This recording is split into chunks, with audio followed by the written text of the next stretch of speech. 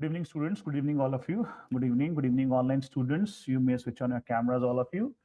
So, welcome everybody. Welcome to the PSIR workshop. So, we are conducting this workshop for the optional students for political science and international relations, and the intention is to help you understand and the nature of the PSIR paper, what kind of syllabus is there, what is the nature of the questions, and whatever queries and doubts which you may have regarding the PSIR optional paper, we would like to address that also.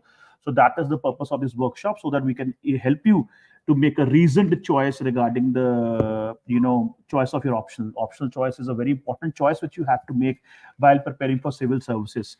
And a lot of you may have a lot of doubts and queries regarding that. We'd like to address that also. And how do we go about the PSIR optional preparation in our institute? That is also something which we are going to explain to you in the workshop. And myself, we both are faculties for the PSIR optional paper. Myself, Iqbal Singh, and my esteemed colleague, Dr. Sushant Verma. Hello, students. We both will take up the workshop. And this workshop is divided into 3 sections. First section is where Iqbal sir will be discussing about why we should choose political science as an optional, what is the importance of optional. Second, we will be discussing about what is, what is the salient features of our classroom program. And in third, we will having a brief discussion of the syllabus of PSIR. And then we will take up your questions. So Iqbal sir will start with the first part, that is what is the importance of optional and why we should choose optional. Okay.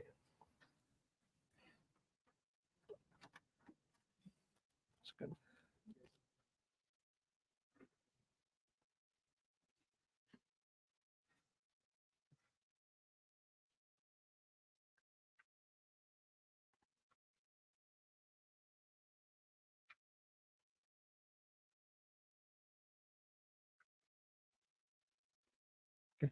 Thank you.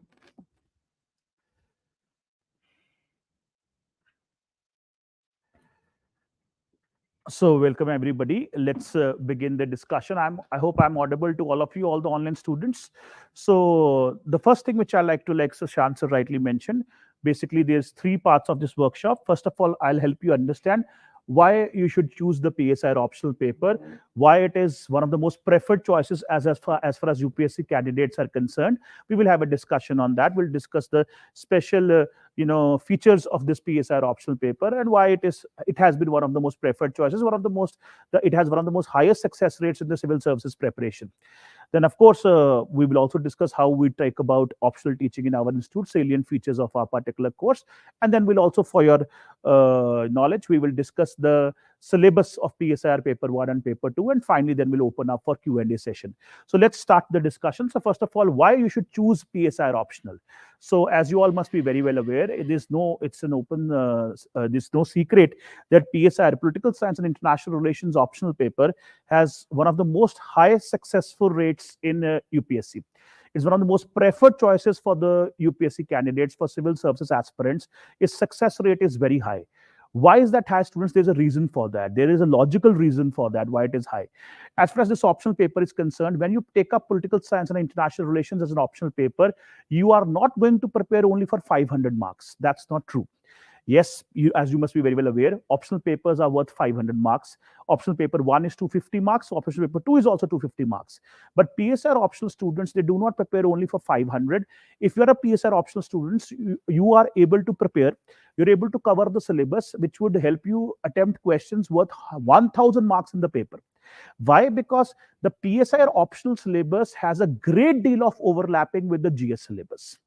And that is the reason why a PSIR optional student gets a competitive edge over his competitors or over her competitors. Because a PSIR optional student is not just supposed to do good in the optional paper, but is also bound to do very good in the GS papers and the essay paper. Therefore, the optional candidate, PSIR optional candidate, is bound to score good marks in the GS papers as well, and also in the essay paper. And would also have an edge in the interview also. Therefore, overall, it helps your selection. It helps your journey in UPSC and helps you get selected in civil services examination. That is why it has been so successful. That is why it is most preferred choice. As you see here, this on the board, you can see that, of course, optional paper 1 and paper 2 is 250 each, 500 marks. But then also you are able to score very good in the GS essay, in the essay paper, because of optional.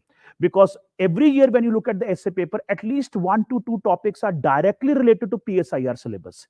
For example, you may get an essay topic on Indian foreign policy, or in international relations or international politics, or you may also get essay topics on Indian politics or political theory and political philosophy.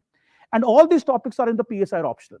So PSIR optional students, they have this innate ability to write better essays. So they get essay topics directly related to PSIR optional syllabus. Therefore, they tend to do very good in essay also. As far as GS 1, 2, 3, 4 are concerned, at least 150 to 200 marks in all the GS papers are directly related to the optional paper. And in the interview also, it is bound to help you. So if you do take a PSIR optional, you are basically, it would contribute towards 1000 plus marks in your civil services examination. So that is the reason why the success rate is very high. In fact, I would also like to discuss with you in more detail what is the interlinkage between the PSIR optional syllabus and the GS syllabus. That also I will like to discuss with you. And also, I'd like to tell you that as far as the PSIR optional is concerned, it has a high success rate also, because this is an optional paper which is suitable not just for humanities students, but also students from non-humanities backgrounds. Even if you are an engineer, or you are from commerce background or sciences background, you are still bound to do good in the PSIR optional paper, because the PSIR syllabus, it's a comprehensive syllabus, but there's a great degree of predictability in the question pattern. Also, there's a great degree of overlapping between the optional syllabus and the GS syllabus. Therefore, students who are already studying topics in the GS papers, they have to just take it one level up for the optional. For example, you are already studying IR in GS. You are already studying constitution and polity in GS. You're already studying philosophies in GS. So that is what you have in the optional syllabus also. So irrespective of whichever academic background you may have, you're bound to score good marks in the PSIR paper. That is also why it is very, very popular. A lot of students have this doubt and this concern that PSIR optional syllabus is lengthy. It's lengthy, it's dynamic, and therefore they may believe that it is a challenging optional paper. But you have to understand, students, yes, it is challenging. I accept that, and I would like to clarify this, that yes, PSIR optional syllabus is lengthy. Also, certain portions of the syllabus are dynamic. But when you put in more efforts, you get better results also. PSIR optional students, when they pick up PSIR as an optional paper, they are bound to study this lengthy syllabus, dynamic syllabus. But because this syllabus has a great deal of overlapping with GS, so they get a competitive edge in the GS papers also. So the overall possibility of them getting selected increases. Also, because of the dynamic portion in the PSIR optional syllabus, so the optional students, PSIR optional students, they develop a habit of reading the newspaper, because that is one of the requirements to cover PSIR optional. So because they develop that good habit, this also helps them in GS papers. Because anyways, if you want to clear this examination, you have to compulsorily read the newspaper. If you're not willing to read the newspaper, your chances in clearing this exam is anyways very slim. But the PSIR optional students, because of their optional requirement, they develop good habit of reading the newspaper. And also the syllabus is such that a great deal of overlapping is there with the GS syllabus. So that is the reason why, despite its length of its syllabus, despite that also, students, the success rate is very high, because it propels your overall selection rate because of its overlapping with GS. In fact, in this handout, which you also may have received, all of you, the hard copy, and the online students also, you may access these handouts on the portal in the material section. I've given you this, we've given you this entire write-up where you can see the convergence with the GS syllabus. One by one, I'll try and explain it to you. For example, GS paper 1. There are so many topics in GS paper 1 which overlap with the PSIR optional syllabus. You have these topics: freedom struggle, post-independence history. Freedom struggle and post-independence history, which you have in GS paper 1, it is very much related to what we study in PSIR optional.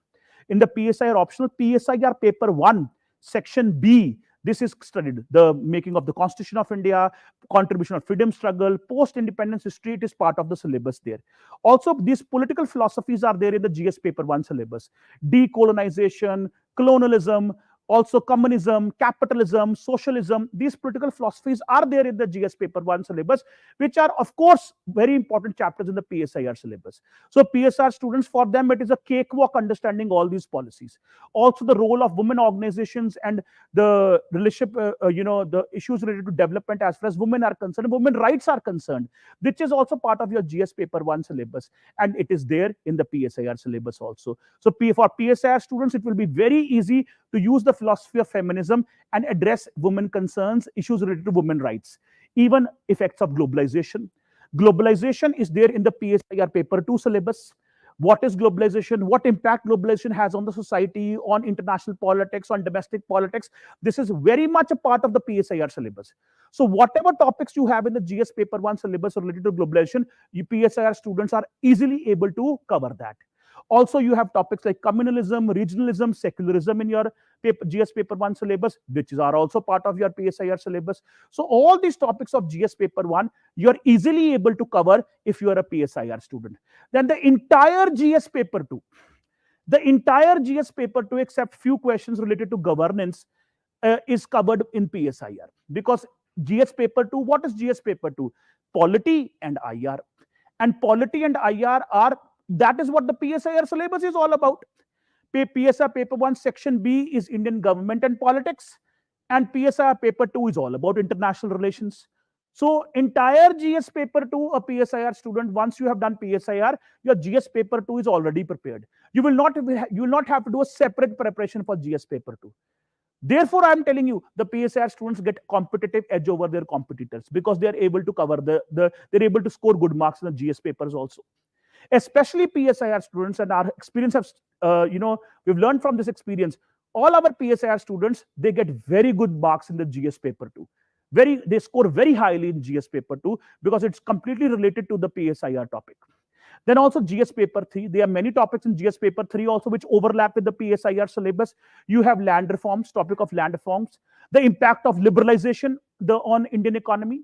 That is also part of your PSIR syllabus. We study liberalization, how liberalization has affected Indian policy, India's domestic politics, India's foreign policy. We discuss that in the PSIR paper also.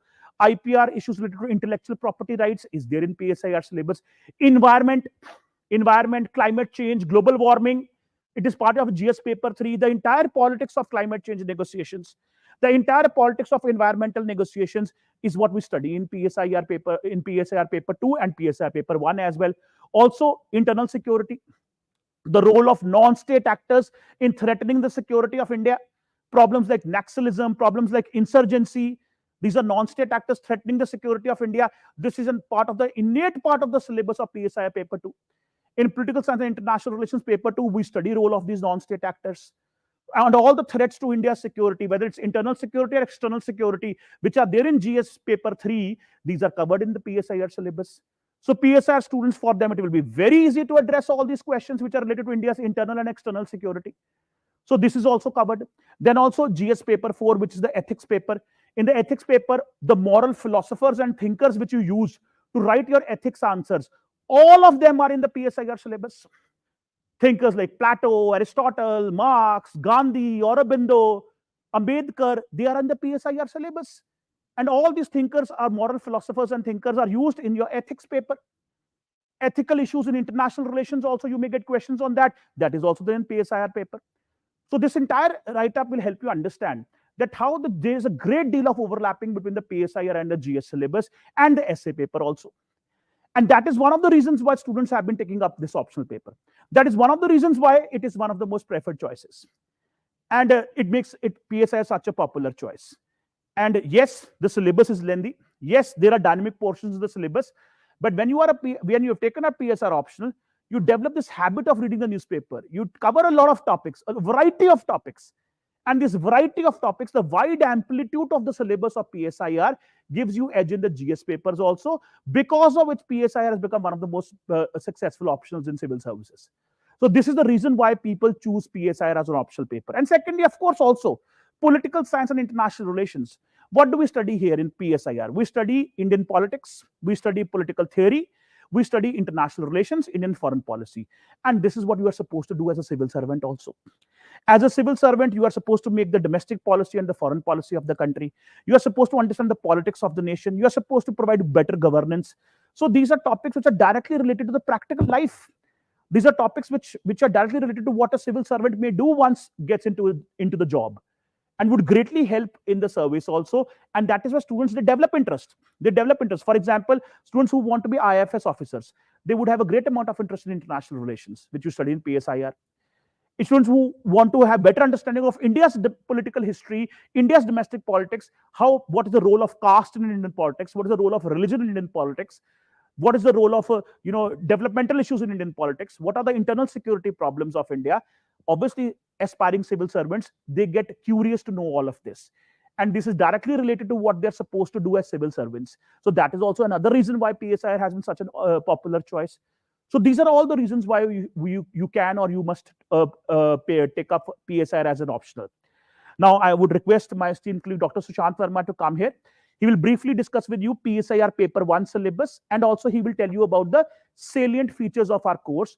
That means how do we cover PSIR in our classrooms here in Vajiram. And then I'll also discuss later PSIR Paper 2 syllabus with you. Mr. Sushant, you may take over. Thank you, Iqbal, sir. Now, before I proceed to discuss the salient features of our classroom course, now I want to emphasize on this very important fact that you have to keep in mind that optional plays a very important role in ensuring your selection. In fact, optional accounts for 500 marks, and trust me, the marks which will get into optional paper around 300 or even plus, that is very difficult to score in any 2 GS papers. So optional can be a jackpot, facilitating your entry into the final list of UPSC. So optional is very crucial in ensuring your selection. The second thing is what factors which you should keep in mind before selecting any optional. The first factor is obviously you should have interest in that optional, because interest is what is going to sustain you for 1.5 years, which you will be preparing the optional with. And if I say, if you are interested in any topic, if I make you sit and watch a movie of your favorite film star, you'll not mind seeing you watch. You'll not mind seeing that movie for 3 hours. Why? Because you are interested. On the other hand, if the movie is of some topic which you are not interested, you become uncomfortable. So point is that first thing is you should have interest in the optional. Second is what is the material and guidance which is available for that optional, keeping in mind the demand of the examination. And third thing is obviously your ability to work hard. There is no shortcut to success. And as Iqbal sir correctly pointed out, that yes, students have a conception that political science syllabus is so vast, but the point is that you can prepare it in a strategic manner. He just explained what are the linkages with the GS syllabus that helps you if you choose a PSIR optional. And if you look at the essay papers, many of these papers in the past years, philosophical questions have been asked. And this is all philosophers that we discuss extensively in our paper 1 syllabus. So PSR is that optional which has been performing well. In fact, do not go by what we say. You can look at the data of UPSC's website also, where you will find that maximum number of candidates have been selected using PSIR optional. And he also correctly pointed out that students from non-pol science background, they have been like students from mathematics, science, engineering background, they have been especially performing well in the optional. Now, point is, as I mentioned, that how are we going to help you to clear these services, to clear the examination with PSIR as an optional? What is a special feature of our PSIR optional program? First thing is, I will say, is time bound.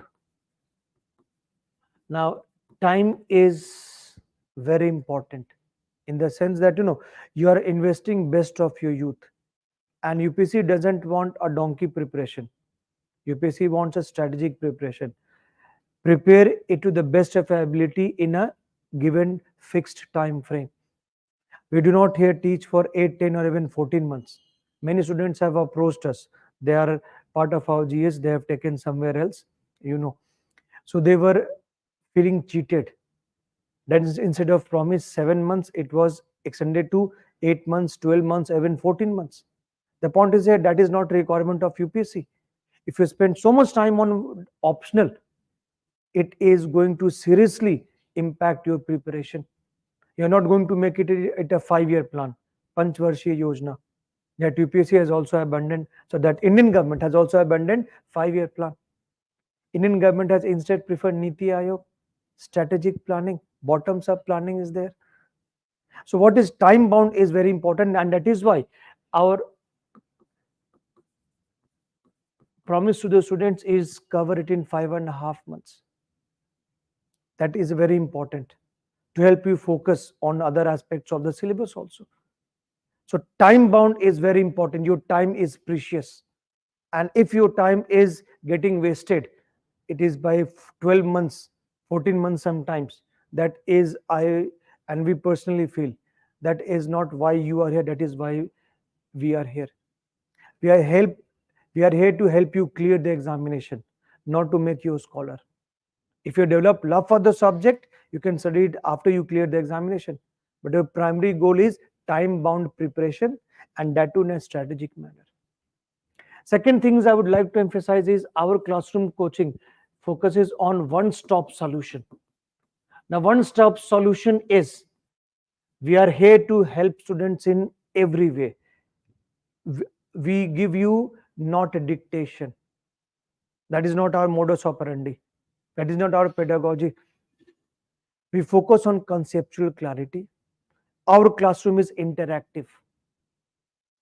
And interactive is important because it's not one way. Like, Pandiji comes and he chants the shloka or he performs the puja.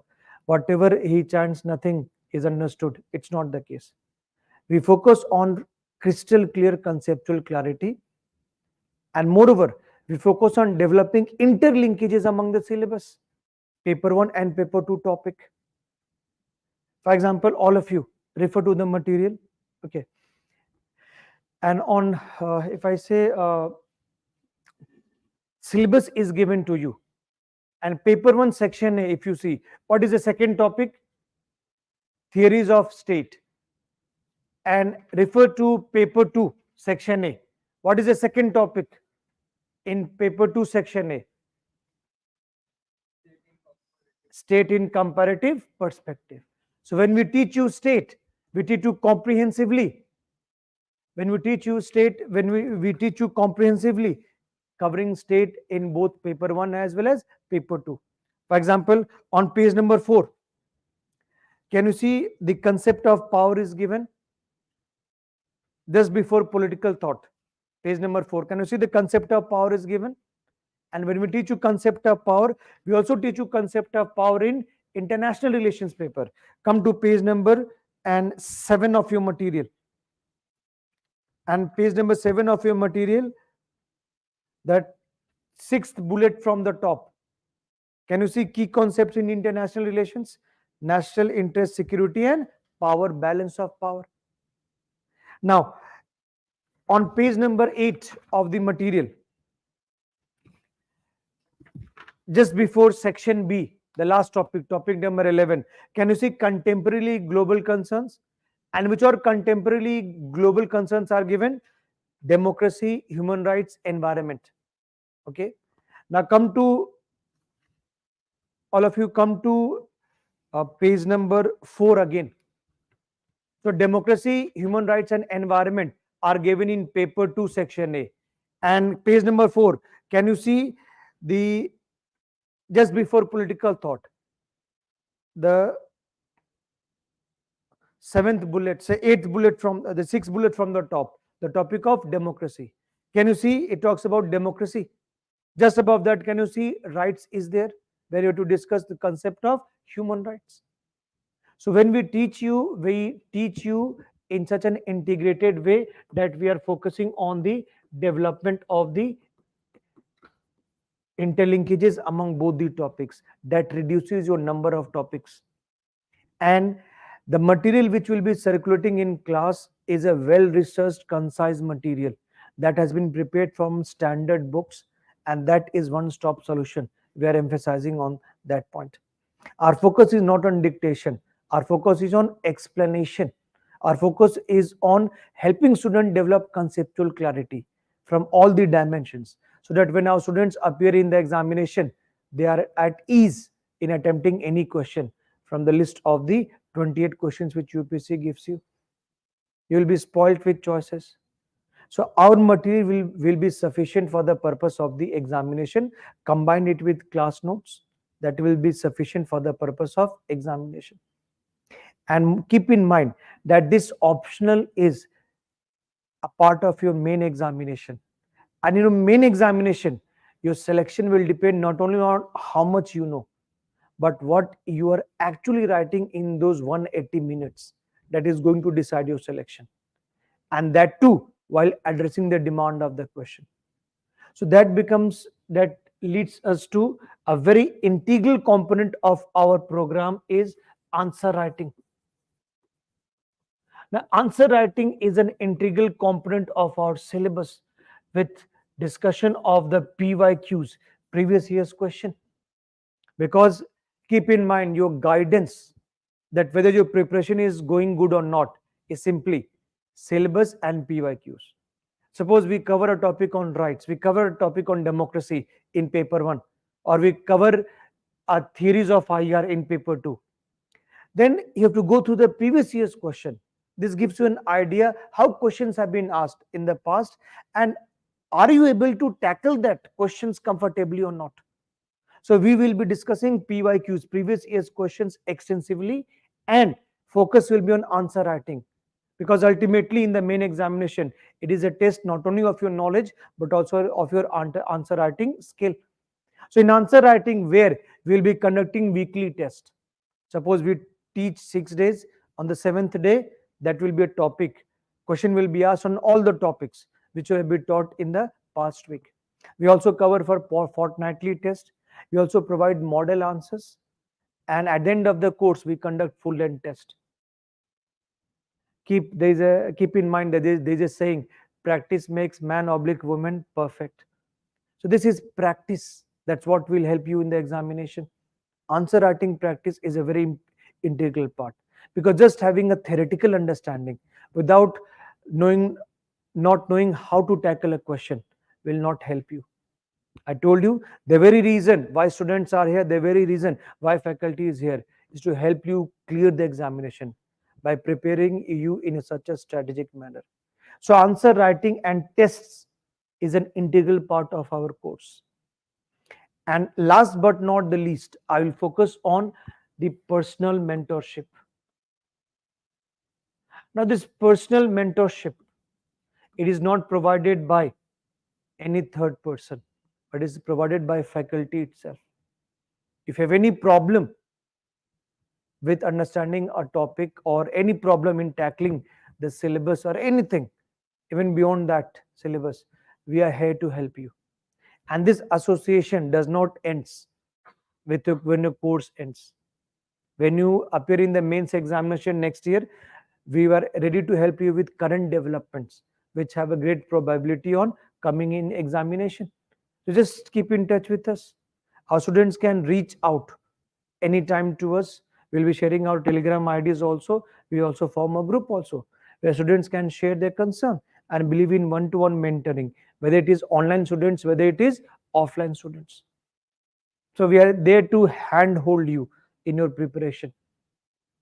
And that is a USP of our program.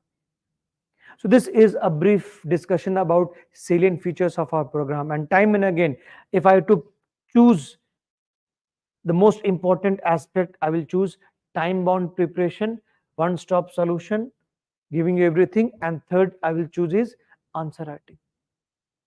Because without answer writing, your preparation will be incomplete, your preparation will be suboptimal, and with your suboptimal preparation, you cannot clear this examination, which is, if I invoke Charles Darwin, is nothing but survival of the fittest.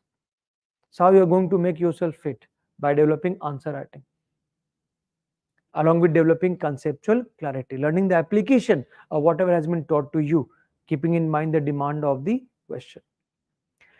Now, after that, let me briefly discuss the topic of the paper 1. I teach paper 1 and Iqbal sir teach paper 2. Now, like any optional, here we find that the political science and international relations also consist of paper 1 and paper 2.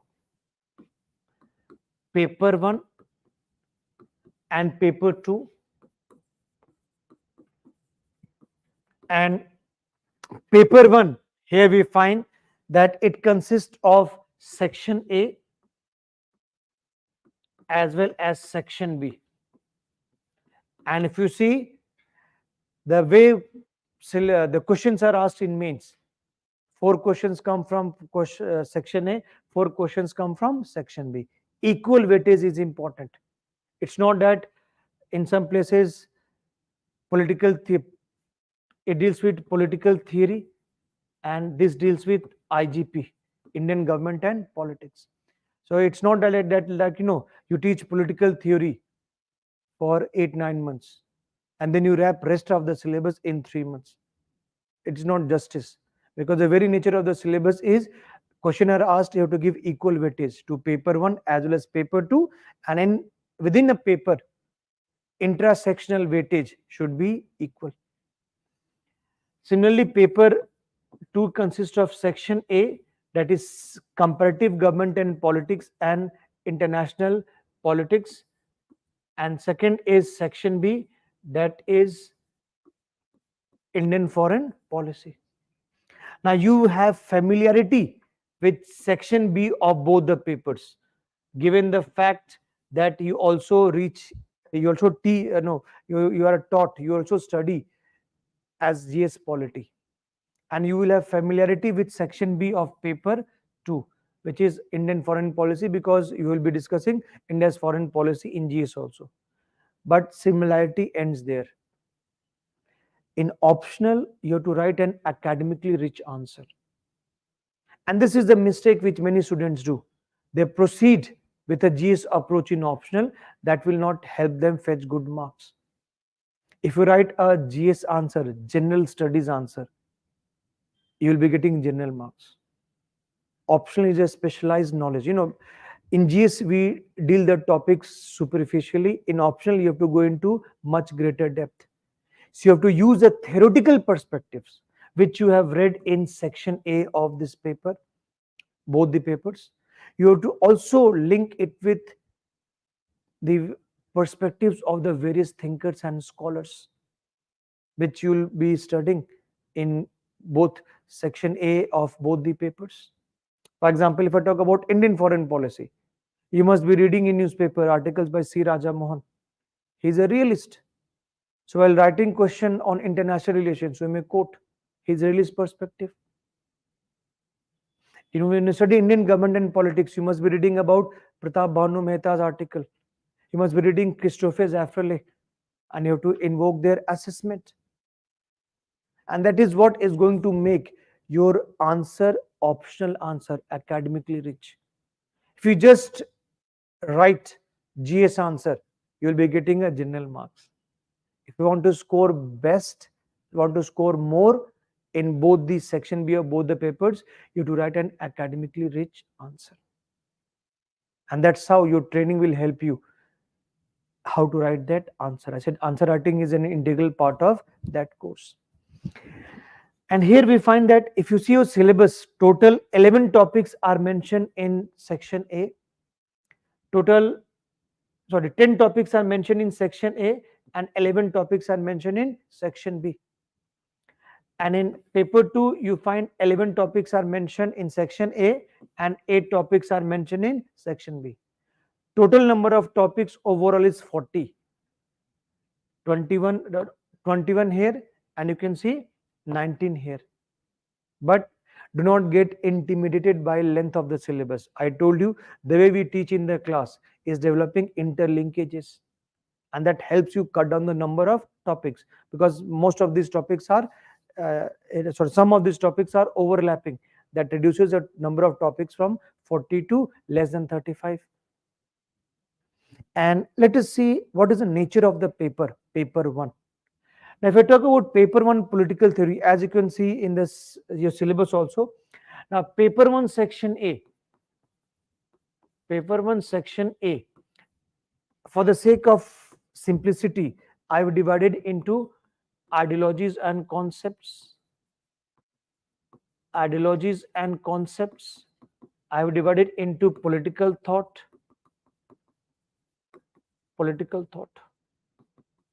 And see your syllabus on page number 4, political thought, where we have to discuss the Indian thinkers as well as the Western thinkers. Now, Indian thinkers, for example, if I say Kautilya, for example, Gandhi, for example, Ambedkar, and Western thinkers, for example, Plato, for example, Machiavelli, or for example, Karl Marx. What is the utility of discussing the ideas of these thinkers who existed thousands of years before? Now, Plato, for example, talked about the role of corruption in society. Is corruption still prevalent in society? You see flyovers being constructed, they fell. Corruption is an important part. Kautilya once famously remarked that corruption is like having honey on your tongue and not tasting it. If you keep honey on your tongue, can you taste it?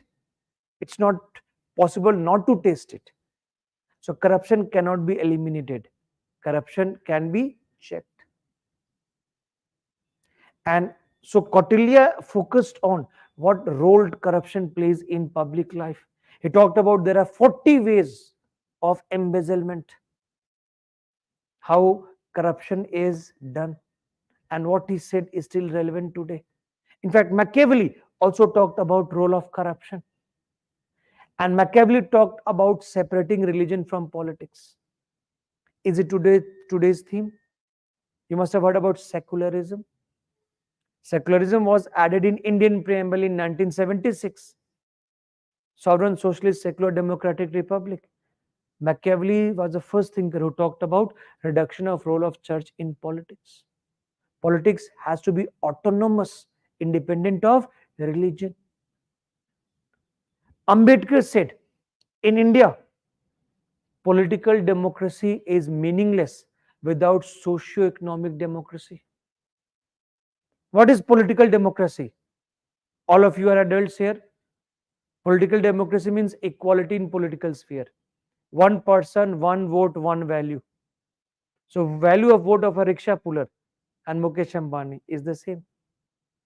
Theoretically, one vote, one value. But in economic and social dimensions, who will have more influence? Mukesh Ambani or Adani, for example, is going to be the billionaire, richest billionaire in some time. So point is that who will have more influence? Your economic resources give you more influence. Is it not because of economic resources you are present here and going to take admission in ABC coaching? And a person who cannot afford coaching fee, state helps him by providing scholarship. The economic resources matter. So unless we bridge the gap between those who are privileged and less privileged, society will not have social justice. That is what Ambedkar talked about. Even today, India is world's largest democracy, but India's success as democracy is mainly confined as an electoral democracy. We still suffer from social inequality. Women, for example, don't they suffer disadvantage? It is said women suffer disadvantage from womb to tomb, from cradle to grave.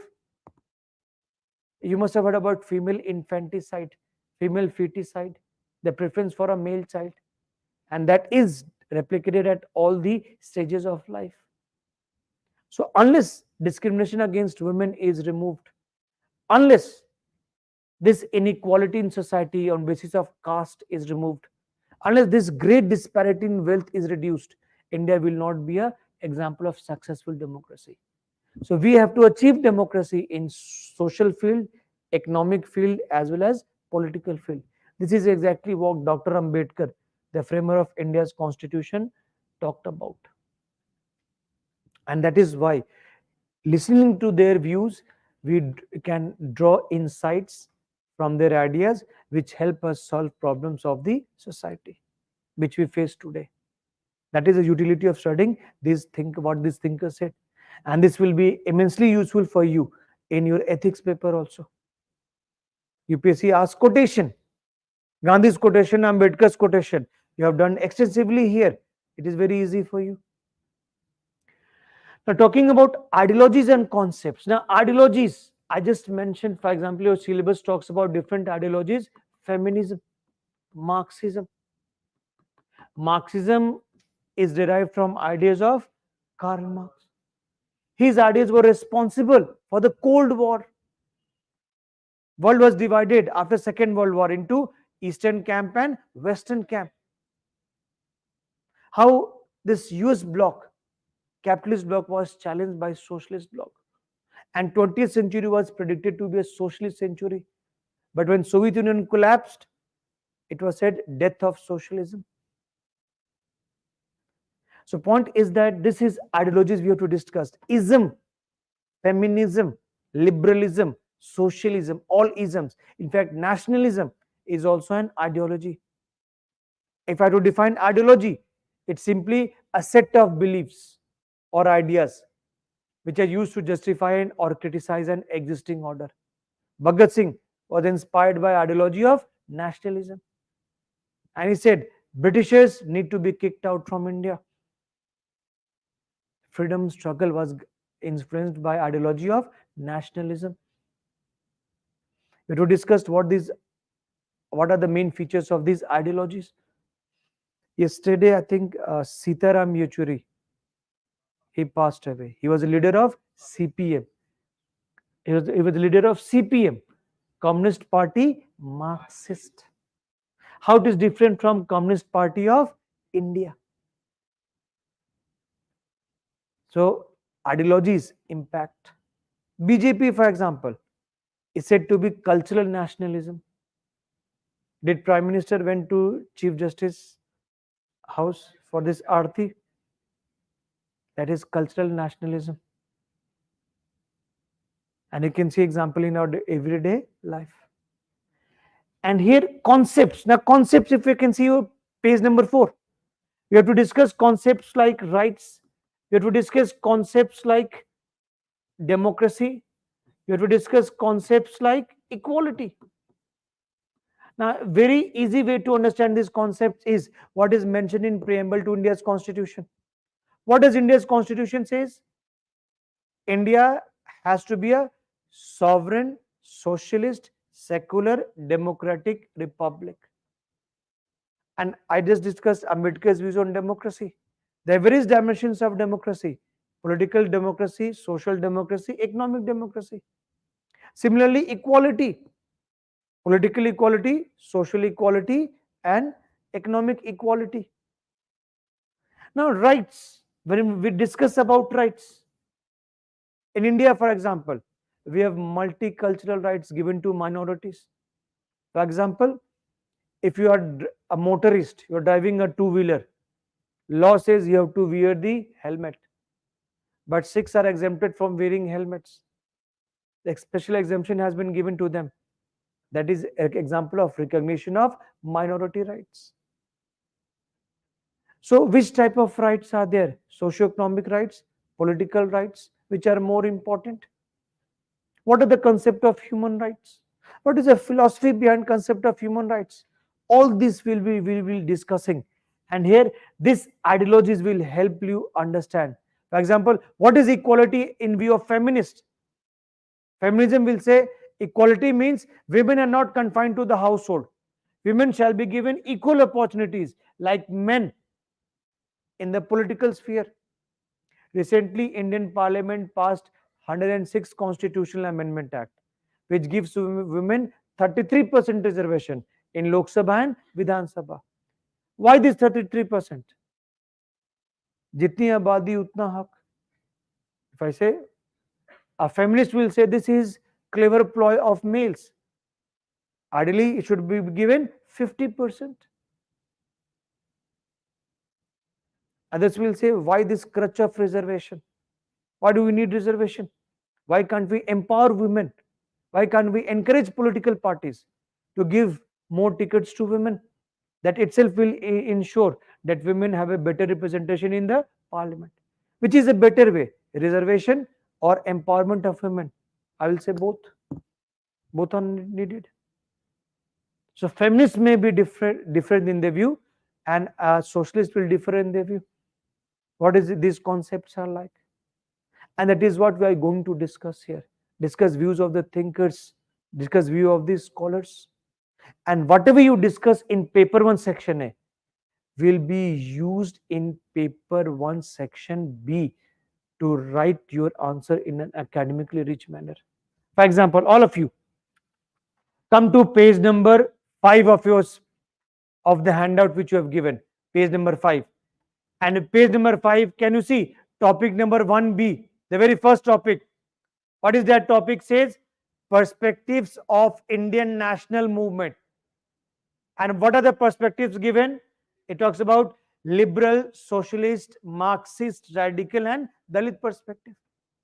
A Marxist will say, for example, if you understand Indian national movement, it was a movement by the bourgeoisie.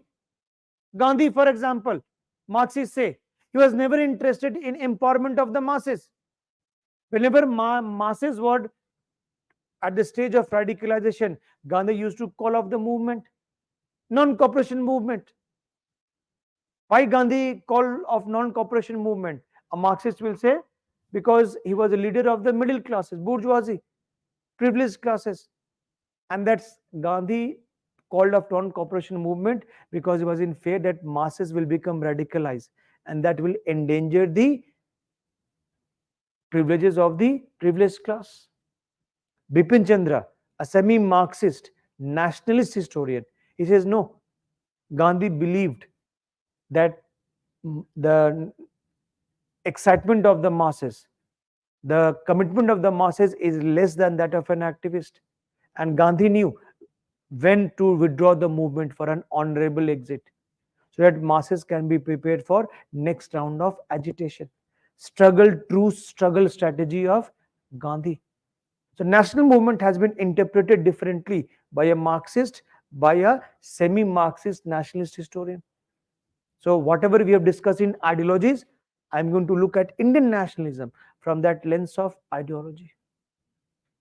That's why whatever you learn in section A of both the papers, you have to apply in section B of both the papers.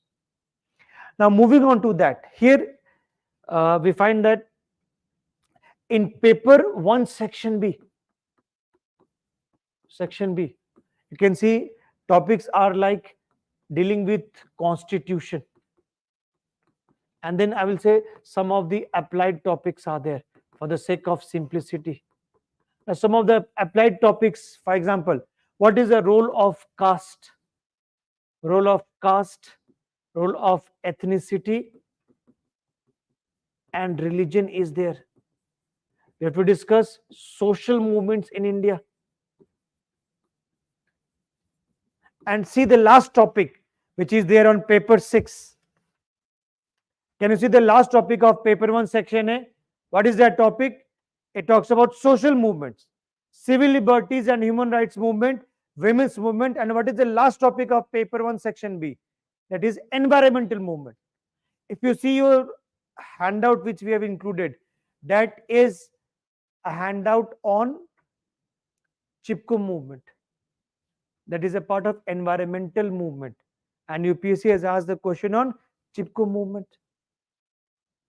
So Chipko movement, if I have to show you, for example, just see this image of women. This is women hugging the trees.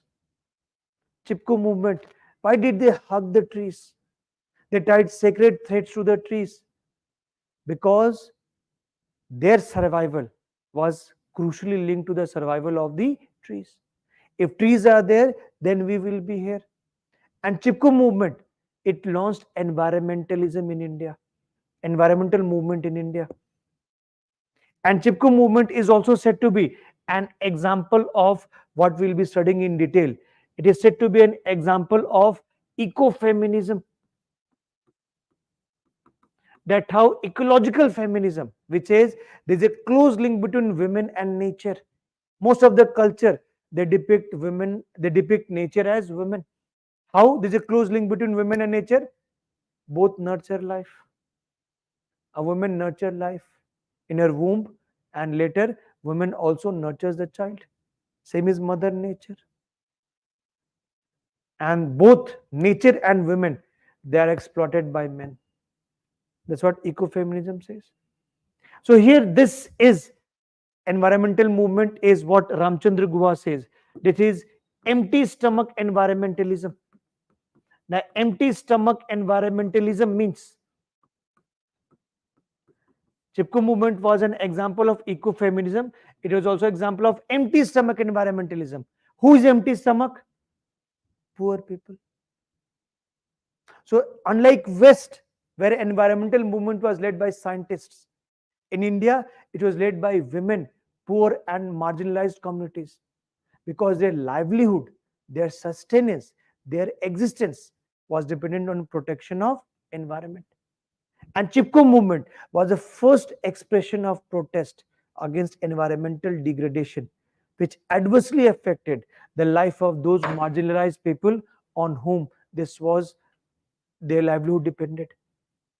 And that's why, for your convenience, we have included a sample of the notes which we'll give in the class, as well as previous year's question.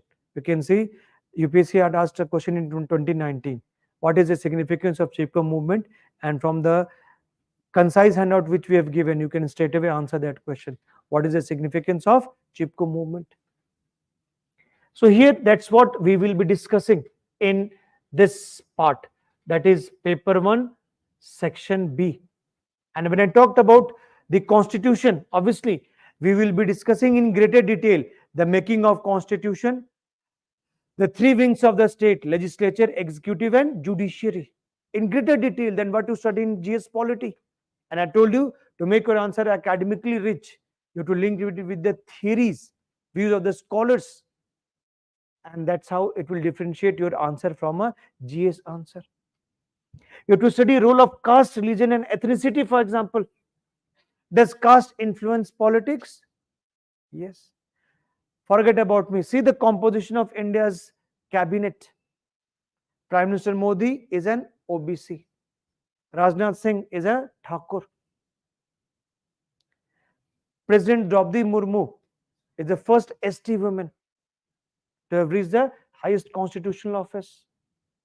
And political parties give tickets on the basis of caste composition of that constituency. You must have heard about caste census. There's a demand of caste census. Marathas demanding reservation in Maharashtra. Marathas are the dominant caste. Supreme Court has struck down the reservation given to Marathas, saying that they are not socially and educationally backward classes. But this issue of reservation is going to be an important issue in Maharashtra election. So how caste shapes our thinking, how caste influences our politics. If I talk about religion, that's what religion impacts our politics. BJP's ideology of Hindutva. And BJP says Congress is pseudo-secular party. Congress engages in minority appeasement. Why? Shah Banu case, 1986. That we'll be discussing in detail. You must have heard about demand for uniform civil code. It's nothing but example of religion in politics. And uniform civil code, Ram Temple, agenda of BJP, removal of Article 370 were the three core agendas of the BJP, which we will be discussing in political parties.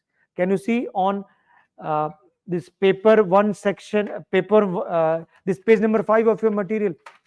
And page number 5, can you see that? Okay, it is on page number 6, I guess. The political parties. Party system, page number 6, you can say party system, national and regional parties. So here that is what I will be discussing in applied part as well as constitution part in greater detail than what you will be discussing in GS papers. So as I told you that paper 1 section A is divided into two topics. Section A, it is political theory, and section B, that is Indian government and politics. Now I will request Iqbal sir to focus on paper 2. Okay.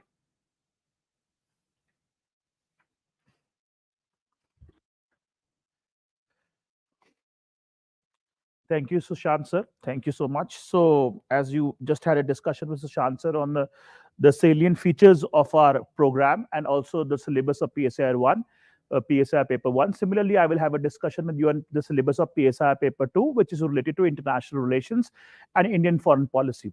And before I begin the discussion, I would like to reiterate the same point which Sushant sir just had made with you, and that is that the pattern of the paper has been changing. How, in what context? That not just the questions and the the syllabus content and everything that keeps on evolving, that we will take care of in the course, but also the gap between the prelims paper and the mains paper is reducing year by year. Every year there used to be a gap of 4 months between prelims and the mains paper, which got reduced to 3.5 months, 3 months. Next year calendar is already out. The gap between the prelims and the mains examination would be around 2.5 months, 2.5 to 3 months. So therefore, as a proactive aspirant, as a proactive UPSC aspirant, you also have to change your strategy. There used to be a trend earlier that qualify prelims, and after prelims we will join a test series and an answer writing program. We will do optional answer writing, and we'll be able to manage the mains examination. But now this strategy is not going to work, because the gap between the prelims paper and the mains paper is reducing year by year. So if you have only around 2.5 months between the prelims and the mains examination, that would not be sufficient to develop answer writing abilities. So therefore, now within the course itself, when you are studying the syllabus, at that point itself, you will also have to focus on your answer writing. You'll have to develop mastery in answer writing while studying the syllabus itself, in order to be well prepared for the optional examination. That is the reason why, Sushant, I told you, and this is one of our major priorities, that in our PSIR optional program, we discuss the syllabus, we discuss the entire syllabus, comprehensive understanding. We help you develop comprehensive understanding of the entire syllabus, theoretical understanding, conceptual clarity.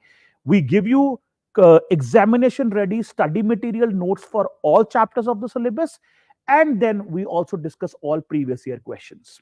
Whenever we discuss any topic, we have a discussion of previous year questions, because you must be ready, exam ready. You must know what kind of questions are asked in the examination. You cannot procrastinate. You cannot focus it to after you clear prelims, I will do a crash course or I will do a test series and do that. No, you have to do it now itself.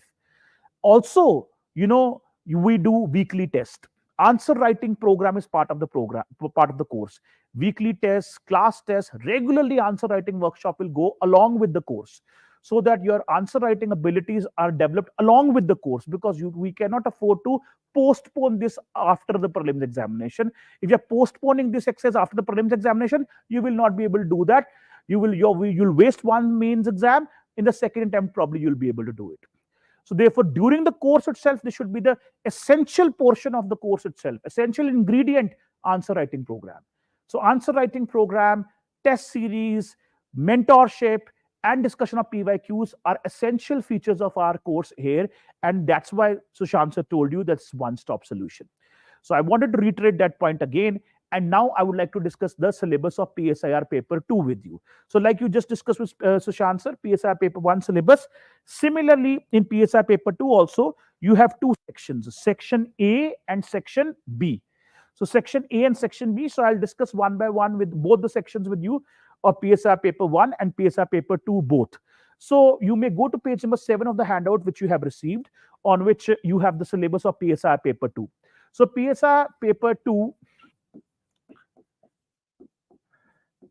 PSIR paper 2, section A, if we start discussing what's the syllabus, important chapters in section A, let's have a discussion on that. So title of the section A is comparative politics and international relations. So what you have to understand, students, is that basically section A of PSIR paper 2 is more theoretical. The more focus is on theory part, whereas as far as section B is more application of the theory, that is India and its foreign policy. So section A is about comparative politics and international relations. There are multiple chapters in this particular part, section A, which are those first 4 chapters of the syllabus. First 4 chapters of section A, PSIR paper 2, are related to this theme, which is called comparative politics. Comparative politics. The first 3 to 4 chapters of section A are related to comparative politics. What is comparative politics? As the name suggests, what do we do here? Comparative politics is basically the science to compare different political systems. When we compare different political systems of the world, the way we do it, the methods which we use to do it, that is called comparative politics. If we are able to compare different political systems of the world, this will give us a better understanding about international relations. This will give us better understanding about how different societies and different states, different types of state formation has evolved in the world. So therefore, the whole academic discipline of comparing political systems of different countries, that is called comparative politics. And there are different methods to do comparative politics. For example, there's a political economy method, there's a political sociology method, there is also the systems theory, which is given by David Easton and Gabriel Almond. Different methods have been devised to compare political systems of different countries. And that is what we do in the first chapter here, the political economy approach, political sociology approach. For example, political economy approach, where we actually focus more on economic factors. How economic factors in different states have contributed towards state formation, how economic factors have played a major role in political systems of different states. In the political sociology approach, we are going to give more importance to social factors. So there are different approaches. There is a systems approach given by the scholars like David Easton and Gabriel Almond, where we discuss how political systems function in different parts of the world, and a scientific model has been given by the system approach, which is study. Then is also political culture approach, where we study how cultural factors have an impact on political system in different parts of the world. So there are different approaches which have been suggested. There's a political modernization approach, there's a political development approach. Different approaches, different methods have been suggested to compare political systems all around the world.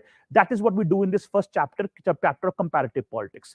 Then also we are supposed to do, the second chapter is state in comparative politics, formation of state. What is state? State is a political entity which has 4 features, that is sovereignty, territory, government, and population. So how state formation has happened in different parts of the world, how state has evolved in different parts of the world. That is what we do in the second chapter also. We discuss how state has emerged in capitalist societies, the philosophy of capitalism you study in paper 1, how state has developed in socialist societies, communist societies. That is something which we have to discuss. We have to compare state formation in the developed world with the developing world. Developed world and a developing world, capitalist world and a socialist world. That is what there in this chapter 2 also. Then also you have another chapter, that is politics of representation. And in this politics of representation, this particular chapter, we study the role of political parties. We study the role of political parties, how political parties have evolved all over the world, and how political parties had a major role in evolution of political systems. We also study the role of pressure groups and interest groups, how pressure groups and interest groups, they have played a major role in political representation. The role of political parties, role of pressure groups, also the role of social movements. You have these topics in your paper 1 syllabus also. Politics of representation.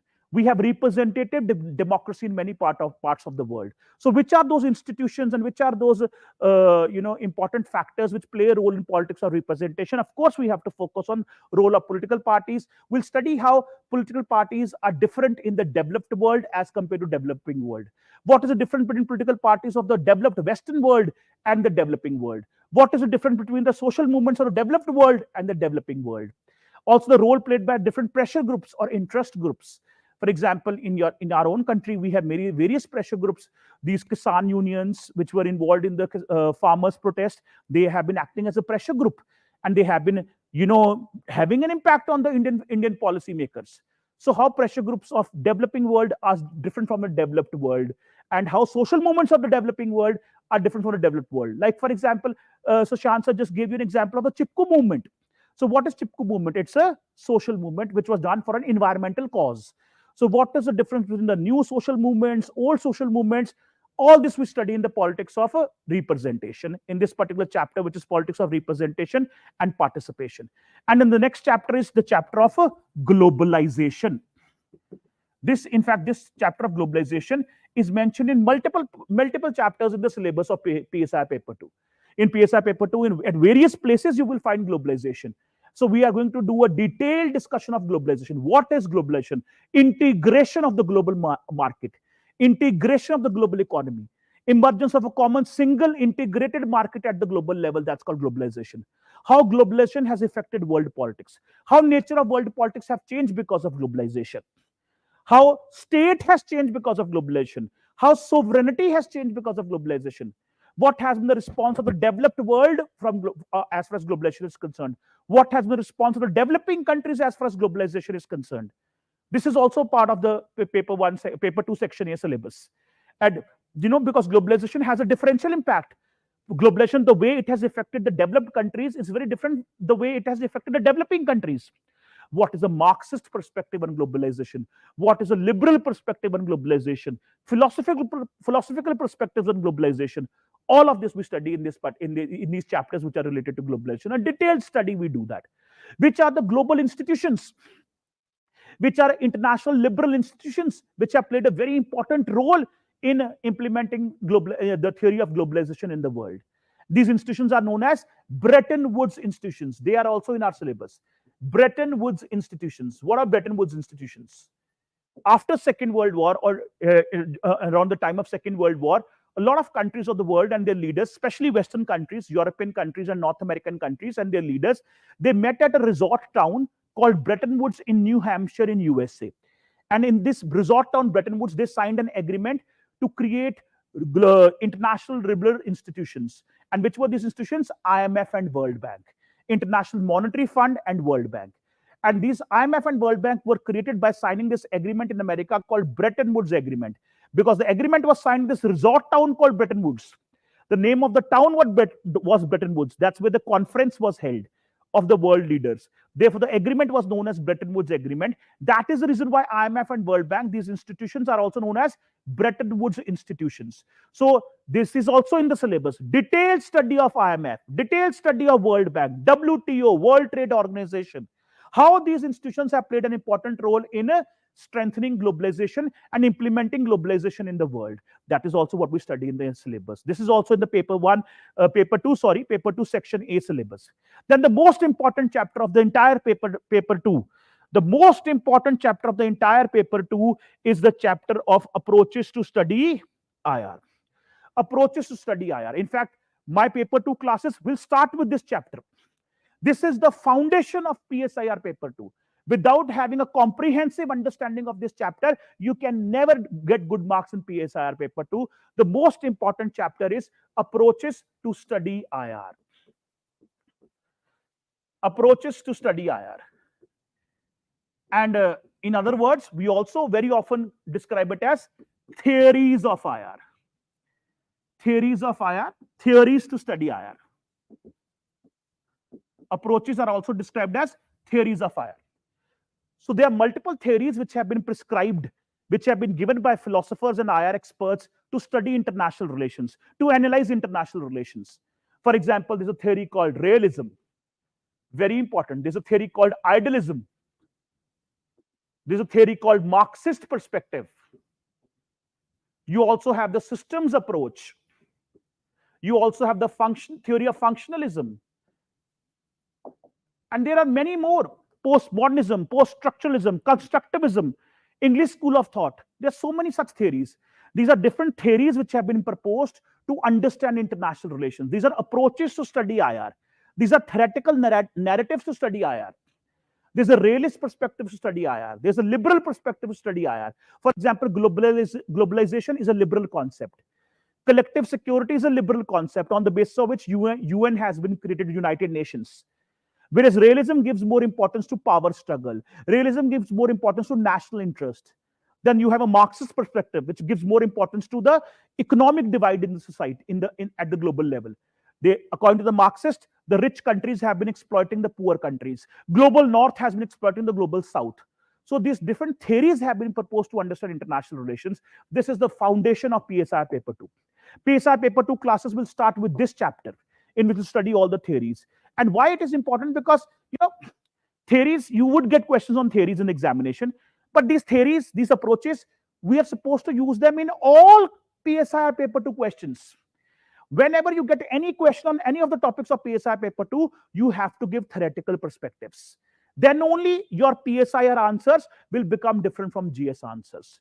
Otherwise, you will end up writing GS-like answers in the PSIR paper. For example, if I'm a GS student and if I get an India-Pakistan question to analyze India-Pakistan relations, I only write the facts. What are the conflicts between India and Pakistan? Which are those areas where India and Pakistan have a conflict with each other? What is India's policy to overcome challenges coming from Pakistan? That's what we are going to do as a GS student. But when I'm a PSIR optional student, I'm not supposed to only write facts. I'm also supposed to do theoretical analysis of the relationship. So as a PSIR student, I'm supposed to write the realist, idealist, Marxist perspective to understand India-Pakistan relations. You'll have to use theories in your IR answers to make them academically rich and to make them different from your GS answers. So that is why these theories are very important. For example, when we study globalization, there also we'll study different theoretical perspectives. So this is going to be the foundation of the PSIR paper 2 syllabus, that is theories, the most important chapter. This is going to be our first lecture. In fact, will be on theories of IR when we start PSIR paper 2, teaching of PSIR paper 2. Then also the next chapter, which is going to be the second chapter when we study PSIR paper 2, is going to be key concepts. Key concepts. What are the most important concepts in study of IR? So when we are talking about key concepts, so which are the most important concepts in study of IR? For example, the concept of power. Because according to realism, international relations is all about struggle for power. According to theory of realism, international relations is all about struggle for power. So we have to do a detailed discussion on power. What is power? What is the definition of power? What are different types of power? And how it affects international relations? In fact, I have given you a notes on one of the topics of power also. Power can be of many types. For example, there may be hard power, there may be soft power, there may be sharp power. There's something called smart power. There's something called fast power. There's something called structural power, the idea given by Susan Strange. So there can be different types of power. So on one of the topics, soft power, I've given you a sample of our notes, class notes. So which you have right now, and it is also there in the material section on the portal, which the students may download. So as far as this is concerned, as far as soft power is concerned, so like not the entire topic of power, but there are different types of power. So for example, soft power idea, which is given by an American scholar called Joseph Nye, which means power is power of attraction. So like you have these notes with you. So similar notes we will give to our students for all our topics in the classes. So like you have the notes on soft power, where we discuss how, different theoretical perspectives on it, also views of different scholars on it. And then we discuss previous year questions also. So there is a sample of those class notes has been given to you so that you get a fair idea what kind of a notes you are going to get in the classes. Not for the entire topic of power, but only one of the types of power, which is soft power. Similarly, when I talk about key concepts, there are other topics also. For example, what is national security? What are different theoretical perspectives on national security? Then you also have a topic called nuclear deterrence. Then you also have a topic with respect to, again, key concepts. Again, there's this topic, globalization. Also, what is national interest?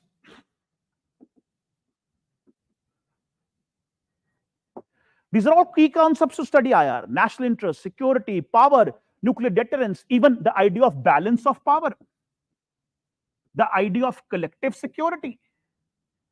These are most important concepts which are used in study of IR. And these are key concepts to study IR, which also we are going to discuss. This is also as part of the syllabus. Then also, international politics, when we talk about IR is a very dynamic discipline. IR is never static. International politics is not static. It always keeps on evolving. So we also have evolution of international politics as part of the syllabus in section A.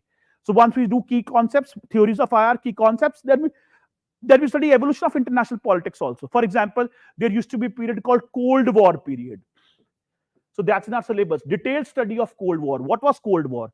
What impact Cold War had on Indian foreign policy? What was India's policy during the Cold War? Like you may be very well aware, India followed policy of a NAM, non-aligned movement during Cold War period. So what was NAM? What was India's contribution to NAM? What is relevance of NAM? Is NAM idea relevant today or not? And then we would discuss end of Cold War, how Cold War ended and a period of US hegemony started. And a bipolar world got replaced by a unipolar world. And now the American hegemony is on the decline. And the unipolar world is now converting into multipolar world. And how now we are seeing an emergence of new Cold War. All this, the entire evolution of international politics, the way nature of international politics is getting changed. That is what is this whole evolution we're studying in this particular chapter in much detail, in which we'll discuss theoretical perspectives, views of different scholars and experts on all of this. Then the Bretton Woods organizations, which I've already mentioned to you, IMF, World Bank, WTO, IMF and World Bank are Bretton Woods organizations. WTO emerged much later in 1995, World Trade Organization. That also we discuss. Then also a detailed study of UN, United Nations. What is United Nations? On what ideas, theoretical ideas, UN is based? It's based on liberal perspectives. It's based on the idea of collective security. How well UN has performed, whether it has been able to fulfill the expectations. It was supposed to fulfill the responsibility of collective security. It was supposed to implement the idea of collective security. Whether it has failed to do so or it has succeeded. And if it's failed, why failed? It urgently needs reforms. Changes are required in UN. How relevant UN is today, whether it is losing its relevance or not. What is India's contribution to UN? What has been India's contribution, especially towards UN peacekeeping operations? And what has been India's demands? India wants to become a permanent member of the UN Security Council. What is India's stand on UN reforms? A detailed discussion on UN is what is required. How UN recently failed in the Ukraine crisis. How UN is failing in the Israel-Hamas war. All this has to be discussed here. Then also there are many, not just the international organizations, not just IMF, World Bank, UN, WTO, regional organizations are also in syllabus. For example, the role played by European Union in international politics. Role played by bodies like SAARC, South Asian Association of Regional Cooperation. ASEAN, Association of Southeast Asian Nations. NAFTA, North America Free Trade Agreement, which now has become USMCA, US-Mexico-Canada Agreement. BIMSTEC. So multiple these, APEC, Asia-Pacific Economic Cooperation. So regional organizations, how they have played an important role in international relations, what are their peculiar features, that also is in the syllabus. Then also contemporary global concerns, which is the last chapter of section A. Contemporary global concerns, that means today, what are the global challenges in front of us? What are the global challenges which are bothering the world leaders? For example, terrorism. For example, climate change, global warming, environmental concerns, nuclear proliferation, nuclear disarmament. Nuclear weapons should not spread in the world. Democracy, gender issues, exploitation of women. These are all contemporary global concerns. And this is also what we have to study in more detail. Human rights. Human rights violations are a big concern at the international level today. Like they are getting violated in Gaza. So that's what we study in this chapter, contemporary global concerns. So this is the PSIR paper 2 section A syllabus. Entirely theoretical in nature, where we study theory of IR, main concepts related to IR, comparative politics. We learn to compare different political systems of the world. We learn to understand what is the role of state in different parts of the world. We learn to understand what is the role of political parties and social movements and pressure groups in different political systems in the world. Also, we do a detailed study of international organizations, regional organizations, and major contemporary global challenges. Then we move on to the section B of the syllabus. The section B of the syllabus, PSI paper 2 section B, is about India and the world. It's about India and the world. That means, how is India engaging with the world? What is India's foreign policy? What is India's role in international politics? So here, the first couple of chapters are related to Indian foreign policy. What are determinants of Indian foreign policy? Determinants means which are those factors which play an important role in making of Indian foreign policy. For example, do you think culture, history, geography, they play an important role in making foreign policy of India? That is what we study in this particular chapter. How our history, our culture, our geography, our domestic politics, international milieu, how it impacts making Indian foreign policy. And then you also have a chapter, institutions of making Indian foreign policy.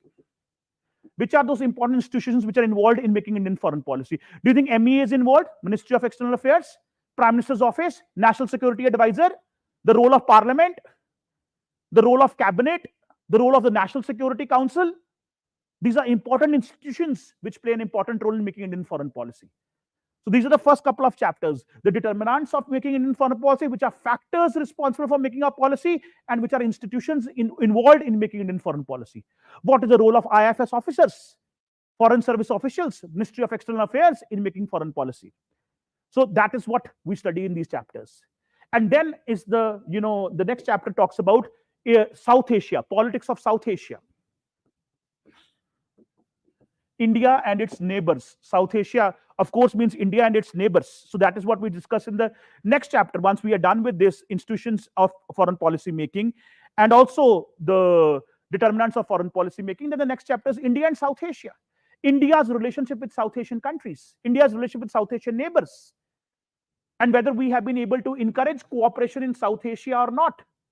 When we talk about cooperation in South Asia, we have to discuss SAARC, South Asian Association of Regional Cooperation, whether SAARC has failed or it has succeeded. If failed, why failed? Why South Asian countries are not able to cooperate with each other? What are India's major challenges in South Asia? What are major problems like refugee issues, water sharing issues in South Asia? India's relationship with all South Asian neighbors. And a lot of topics of Section A and Section B are interrelated because, for example, in Section A, we talk about NAM, non-alignment movement, during Cold War period. So what has been India's contribution to NAM? That is also there in Section B syllabus. How India has contributed towards non-alignment? That is also in the syllabus. Then also India's relationship with Southeast Asia, the Act East policy. How India is engaging with ASEAN, Association of Southeast Asian Nations. What are India's interests in Southeast Asia? That is also part of Section B syllabus. So in India's relationship with entire South Asia, Southeast Asia. Then also India's relationship with the major power centers of the world. Which are major power centers of the world? For example, US, for example, China, for example, Russia, for example, Japan. These are major power centers of the world. European Union, Europe. So what is our relationship with the major power centers of the world? Detailed study of that. Then what is India's relationship with the global south? India and the global south. What is global south? Majority of the poor countries of the world are located in the southern hemisphere. Therefore, the poor and developing world of the world, poor and developing world is often described as global south. Whereas majority of the rich countries of the world are located in the northern hemisphere. Obviously, there would be exceptions. I'm saying majority of them. Obviously, there would be exceptions also. So majority of the rich countries are in the northern hemisphere. So rich world is described as global north. Whereas poor world is described as global south. So what is India's relationship with the global south? India has always been very supportive of global south countries. India has always been a champion of the global south. India has been a voice of the global south. So that is also recently, in fact, India hosted the Voice of the Global South Summit. So that is also in the syllabus, India's relationship with the global south also. India's relationship with the countries of Africa, India's relationship with the countries of Latin America. You understand what is Latin America? South America and Caribbean is described as Latin America. What has been our relationship with these continents, countries of these continents? That is also in the syllabus. What has been India's position in IMF, World Bank, WTO, World Trade Organizations? That is also in the syllabus. And also, India's role in United Nations. I've already mentioned that to you. India's role in United Nations. What has been India's contribution to UN? What are India's stand on UN? So that again, Section A topics, Section B topics, they are interrelated. Then you are very well aware, India is a nuclear weapon state. There are only 9 countries in the world which have nuclear weapons, and India is one of them. India is a nuclear weapon state. We acquired nuclear weapons in 1998. So therefore, it is very important to study what is India's stand on nuclear proliferation. What is India's stand on nuclear disarmament? That means the movement to disarm nuclear weapons, to have a world free of nuclear weapons. What is India's nuclear doctrine? What is India's nuclear doctrine? The doctrine which is described as no first use policy. Whether this no first use of nuclear weapons, whether this doctrine should change or not. So the India and the nuclear question, this is also in the syllabus. Then also, the next chapter is the recent developments in Indian foreign policy. Whatever recent developments are happening, that means recent developments happening in Afghanistan, in Iraq, in West Asia, and India's relationship. I hope you know what is West Asia. The West Asia is the countries like Saudi Arabia, Iraq, Iran, Israel, the entire Middle East. This Middle East and West Asia is the same thing. It's just our vantage point is different. When we look at this region, if you're sitting in America, in US, and you're sitting in New York, you look at Saudi Arabia, you're looking towards your east. Extreme east is China, and West Asia for them becomes a Middle East. But when you're sitting in Delhi, when you're looking towards Saudi Arabia, you're looking towards your west. So it depends what is your vantage point. Colonial powers, Western countries, they describe this region as Middle East, but we describe this region as a West Asia. Saudi Arabia, Iraq, Iran, Israel, all these important countries. UAE, Qatar. So recently, you may be aware, there was a judgment in Qatar to hang eight Indian citizens. Death penalty was announced for them. But we were able to negotiate with Qatar and get all these people back.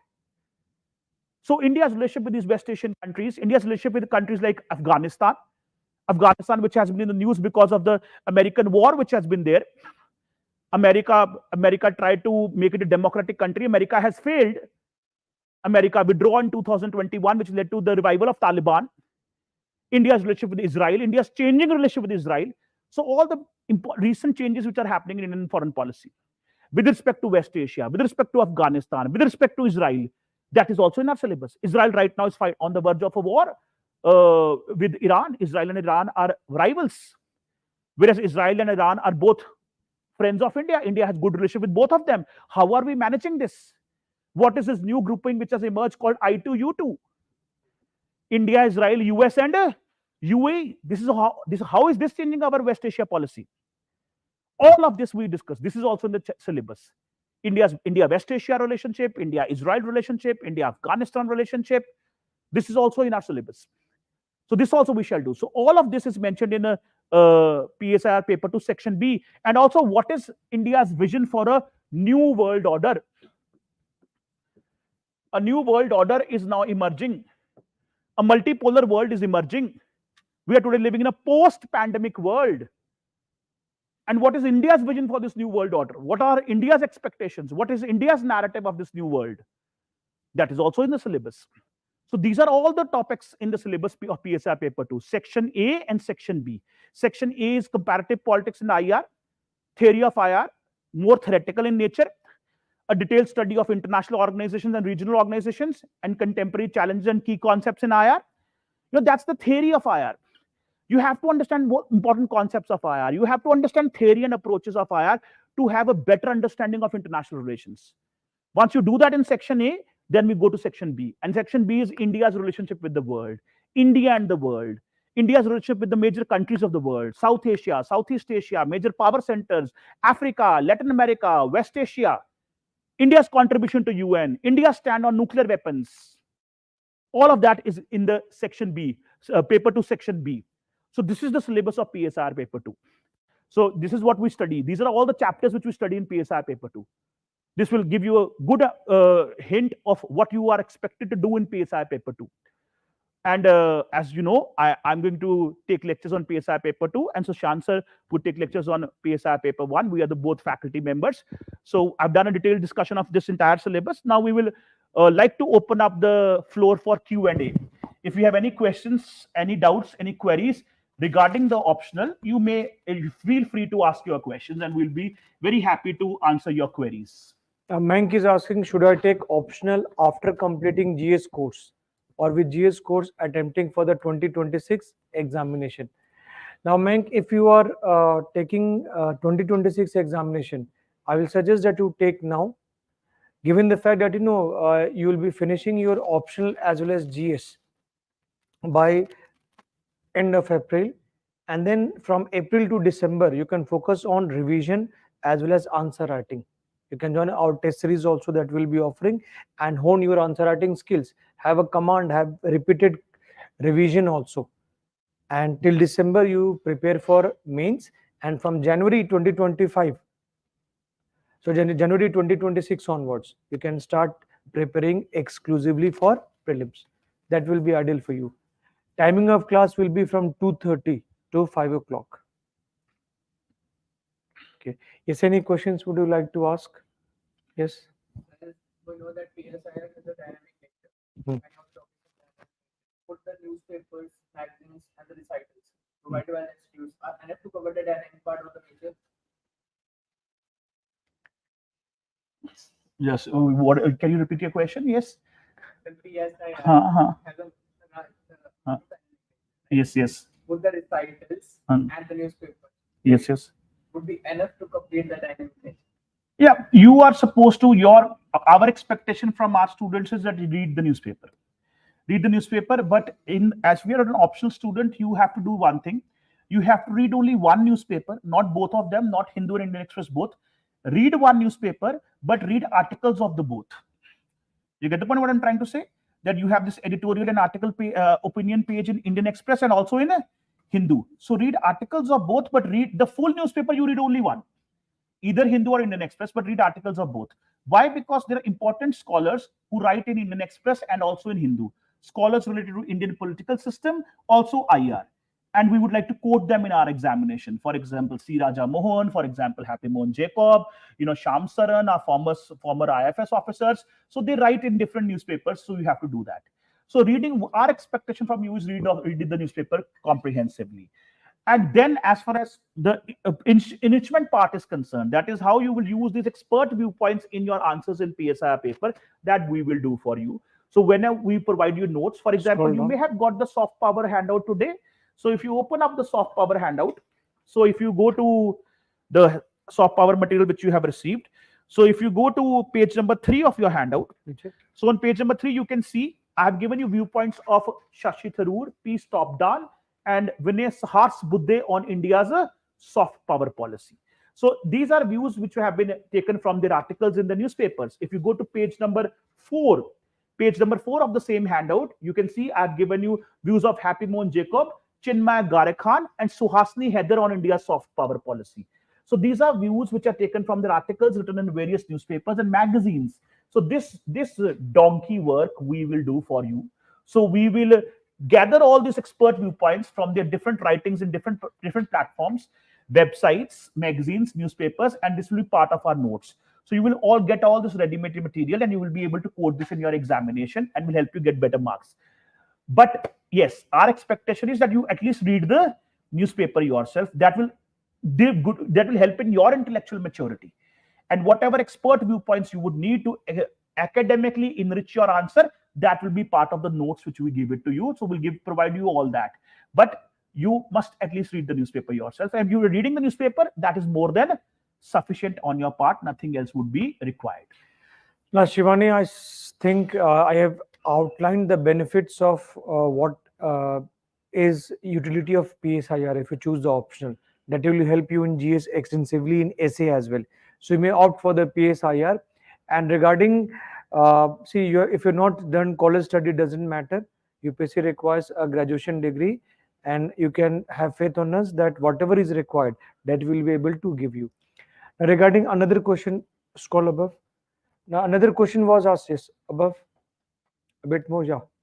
Now, Simili Mukherjee is asking, sir, PSIR syllabus comprehensive or merely indicative? For example, see, Shivani, you cannot understand Marx without first understanding Hegel. So when we teach Marx, we also teach Hegel. So what is important that is taught by us? To the extent, as I told you, the guardrail is demand of the examination, nothing beyond that. So nothing beyond that, nothing less than that. The purpose is specifically exam oriented preparation. So we will take care of what all basics are required to help you understand the topic as per the demand of the examination. And online students can avail of the mentorship by writing an email or addressing us on our Telegram channel.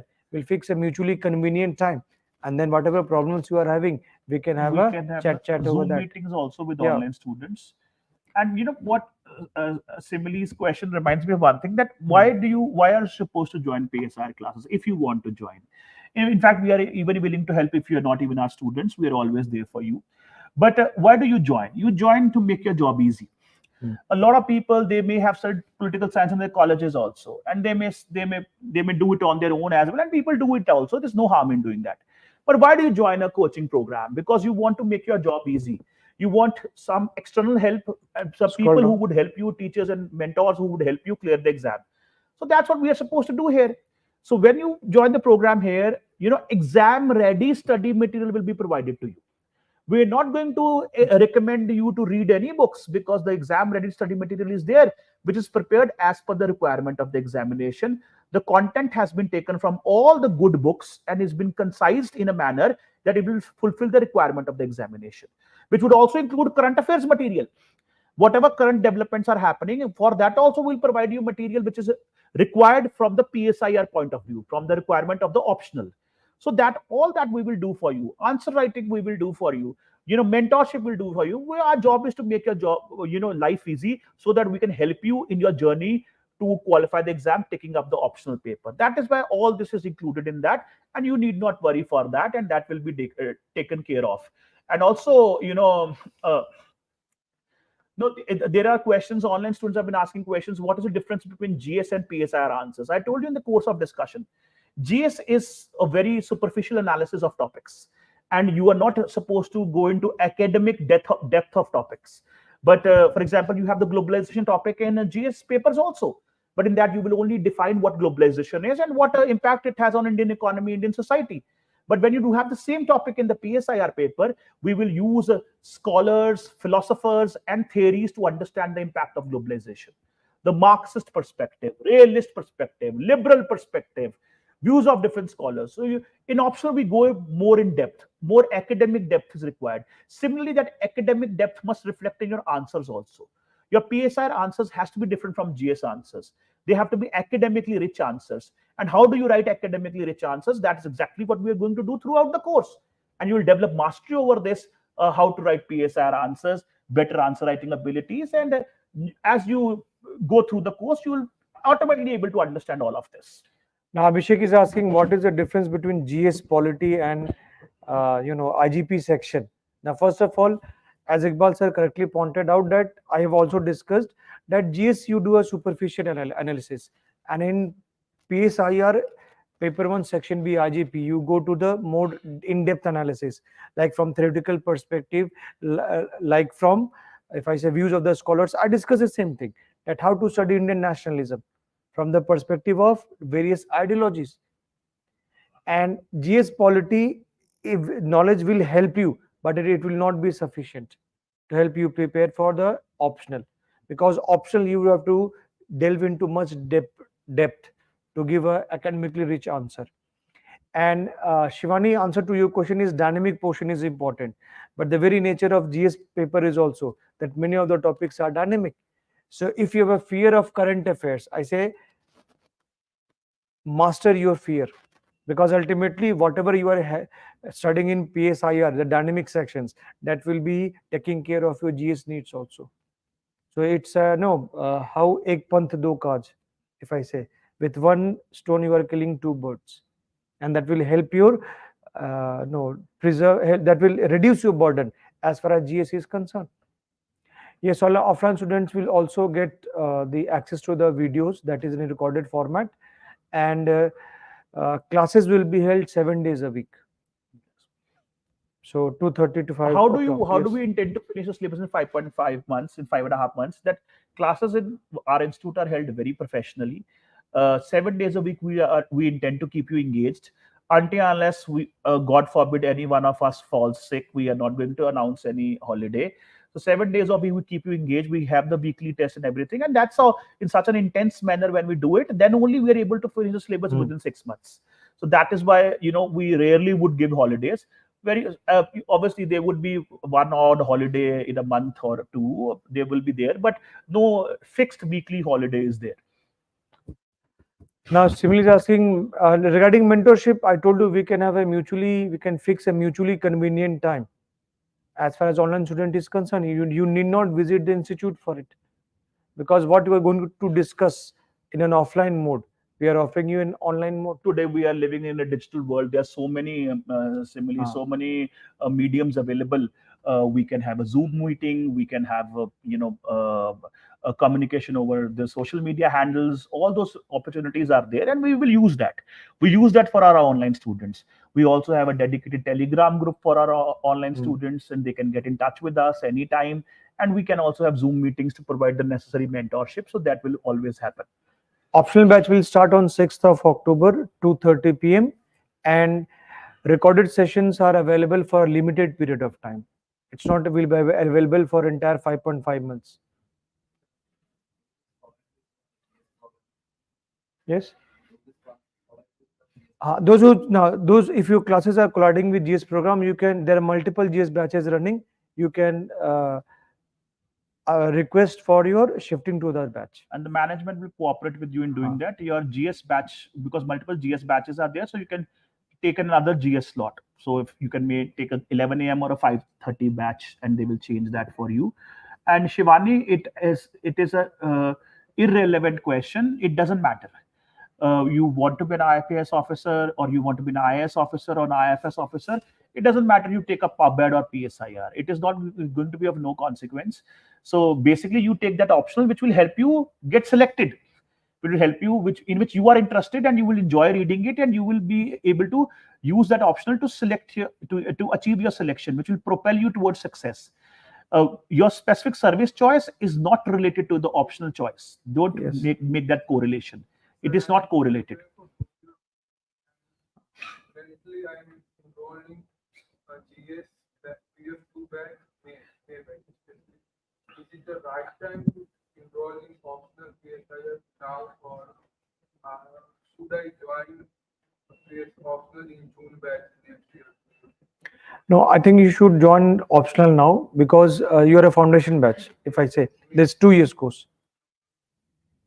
2 years course. Okay, so if you cover your PSIR syllabus by April, when your GS batch starts, you will have only one burden.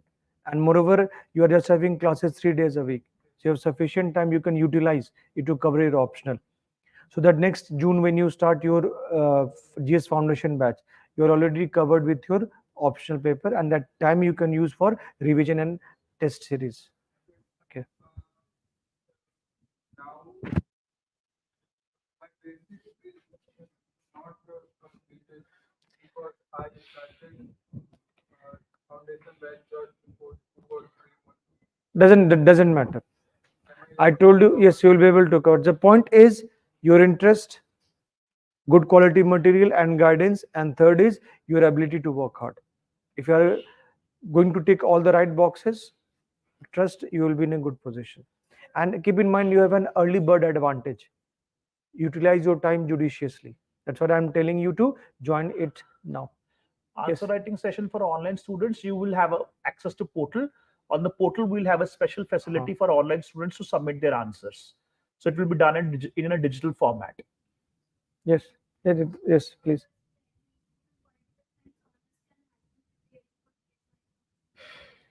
Yes, it will help you. But point is that you have to orient your preparation as per demand of the examination. In university examination, you can write endless. But here, time is also limited, space is also limited. So you have to reorient it as per the demand of the question. You do not have to become a scholar. And that's where, the students have, with PSI background, they try to look for diverse sources.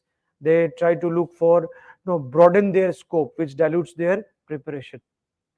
So your background will definitely help you, but provided you make the best use of it. Exam oriented preparation. Okay, because demand of university examination and UPSC examination are completely different. JAB batch is going to start on 6th of October. Yes, Abhishek, you have ex-student concession available. Will there be any extra concessions for ex-Vajiram students? Yes, we have concession available. You can contact office for it. Okay. Yes.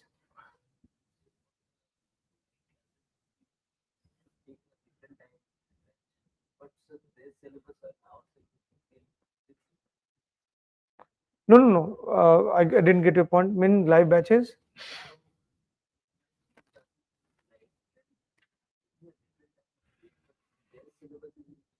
You can, there are multiple batches. So, like you're in which batch? M20, M19, 18 started at the same time. So, roughly you will be at the same level. There You are can 3, shift 4 your. batches who start at the same, which start at the same time. So their batches, their syllabus at the same level.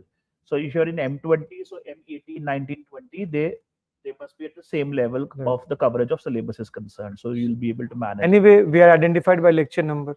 So if any is missing, you can cover in other lectures. That's not a problem. So those who are apprehensive that your GS class timings and optional class timings are colliding, you can apply for a shift to the other GS batches, and that will be taken care of. Then the institute will readily accommodate that. Okay. So any more questions, online students and offline students also? Hmm. Hmm. Hmm. We have to write the code after reading our ideas for like we have to mention the name Shashi not like that. So you have to quote the scholar. You have to, if you quote the scholar, then only you will get extra marks. If you start, you're writing about an argument given by a scholar and you're not quoting the name of the scholar, then you're not going to get good marks. You have to quote the scholar, but yes, there's no need to write verbatim. You can paraphrase the argument given by a particular scholar. So you have to quote scholars to get better marks. You have to do that. Scholars, not just the ones who are commenting on current affairs like Shashi Tharoor, who the one writing in the newspapers, also academic scholars which have contributed in the evolution of the discipline of political science and international relations. You'll have to quote them in your answers. That's very important. Okay. So we hope that this session was useful for you. We have been we have tried our best to help you make an informed choice, a reasoned choice regarding suitability of PSIR as an option. So we wish you best of luck, and we hope to see you in our classrooms. Thank you all. Thank you so much, students. Thank you. All the best, students. Thank you. Thank you so much. Thank you.